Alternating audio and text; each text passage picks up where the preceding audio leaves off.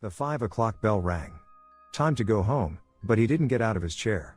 Staring blankly at his computer screen, he wondered if he would be better off spending the night at work, rather than facing his family. It wasn't that he didn't love his family, he did. And he missed them, he just couldn't bear to see them after such a long day.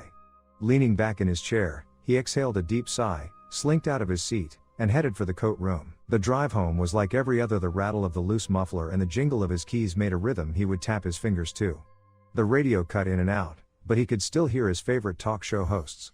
Even though he could only make out every few words, this still brought him a sliver of joy. As sad as this is, he thought, this is the best part of my day. Pulling into his driveway,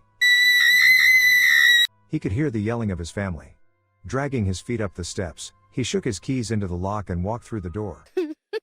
His 3 children ran by screaming as they rushed up the stairs without giving him a glance. In the kitchen, his wife was reading her magazine and smoking a cigarette. He trotted by her heading for the fridge. He didn't even take off his dirty shoes, knowing she wouldn't say anything about it.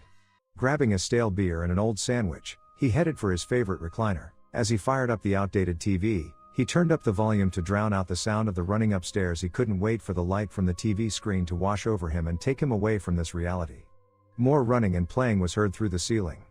Putting out her cigarette, his wife left the kitchen with a purpose, walking between him and the TV, heading for the stairs to go quiet the kids. As she went out of sight, he reached for an old news article on dinner tray next to him. The ink was so worn away he could barely read it, but the light from the TV helped him read the headline: Wife and 3 kids killed in head-on collision during morning commute. He loved that his family was home. He just wished they were alive for him to tell them.